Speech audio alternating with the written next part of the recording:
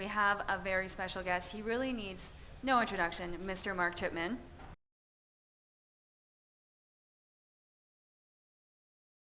Well, I wanted to be chanting "Go Jets, go" too, but it wasn't going that way. Unfortunately, I was at the point in time that it was unwinding rapidly, and it was a really difficult time because I came into that meeting that day with very high expectation. That was a deadline day and despite our best efforts, and we raised a lot of money in a very short period of time and mobilized the community in a lot of ways. I thought that's what was going to happen, and it became apparent very quickly that it wasn't. So it was very surreal. I could hear Stompin' Tom Connors, from Portage and Maine, pounding up, and there was great anticipation and expectation, but it was obvious pretty early in that meeting it wasn't going to happen.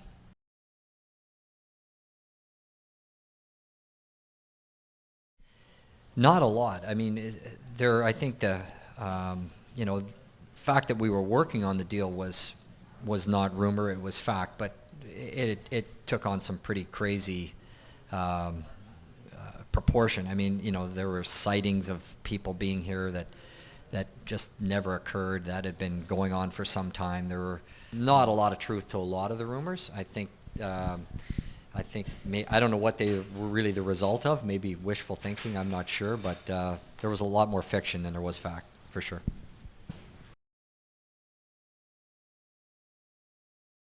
So there was a lot of passion in our company about, hey, we're getting called up from the American League, our organization's getting called up, we should take the name with us. So there was lots of robust discussion around that. There was another school of thought of doing something completely different, something new. It was a new team, it wasn't the old Jets.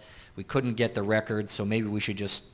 And so we kicked around some other names and did some work on it and came up with some really cool logos, etc. But in the end, it just was there. It was like it just never...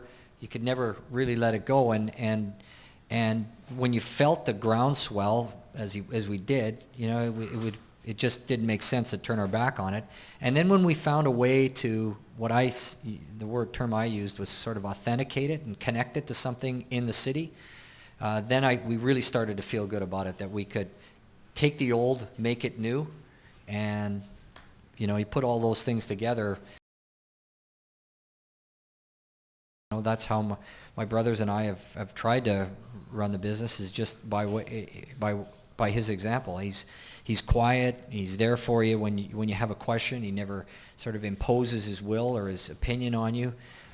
He's just a very kind, thoughtful, smart guy.